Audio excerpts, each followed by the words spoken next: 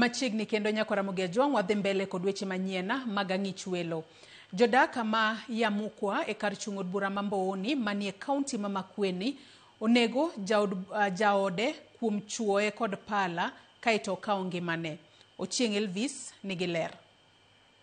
Kaluwore gi nyar ma osenindo ma bende ja grade 8 ne wacho ni jonyuol mage ne ochopo dala saa 3 otieno ma tich ang'wen kaito gichako mana dondre apoya.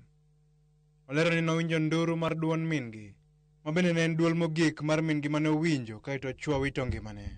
Walipofika nikasikia wakitutanisha huko kwa nyumba, na vile walifika brothers wangu wawili wakatoka wakaenda kuangalia nini mama wamewaletea kutoka soko. Vile walimaliza kukula, baba akasema wakuja kulala na akafunga room yangu na konchi.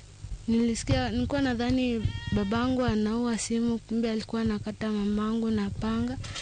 Na nilivyosikia hivyo nikasikia mama akipiga nduru na akanyamaza. Na baba akatoka nje mara 2 na aliporudi akafunga nyumba na konchi moja ya juu.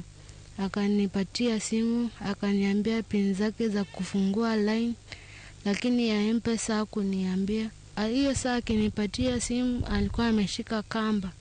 Nikamwambia siwache tu nitoke nje niangalie chenye kinaendelea, akaniambia hapana, kaa hapo, nitakufungulia asubuhi. Minjalno Ross Maingi na wacho ni nogochne otieno ma saa 7 kod wuode kocho ni ochako wuodhe madhi Mombasa kendo kwayo mondo rit ne gige. Seche matin ne okalo kaito gochne kod namba 1 no wang'ni ne winjo mana duon nyakware. Nilishangaa akinipigia simu saa 7 za usiku. Akaniambia nataka kwenda Mombasa na ataenda na atarudi haraka. Niangalie mboma yake. Niwe macho kwa vitu. Ile vitu aliwacha hapo zote niangalie atakuja. Nikamuuliza na bibi yako wapi? Akanyamaza. Kutoka hapo nikasikia simu yake ananipigia. Kushika simu nikasikia ni mtoto yake. Alikuwa anapiga nduru anasema, "Susu si ukimbie, dadi amenginonga." Patrick Meu mabene ne anyuola mar jalno bende ne wacho ni osetemo donjo kinde lwenye mane nitiere Kenyno. Mabizano ya watoto wetu, huyu kijana aliniambia kutoka kitambo sana. Alikuwa tu ananiita, ananiambia ango, hapa kuna shida. Nikikuja hapa tunakaa chini tunatatua hiyo shida.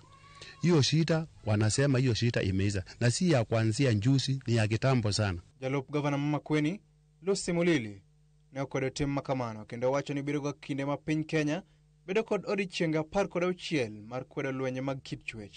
Hili ni jambo ambalo halifai kabisa katika jamii, sababu watoto wadogo 3 sasa wamewachwa wakiwa mayatima, hawana mbele wala nyuma, hakuna baba hakuna mama, kwa sababu huu wakati ni ule tunasemanga wa 16 days ya campaign against gender violence, na zitaisha tarehe 10 Disemba.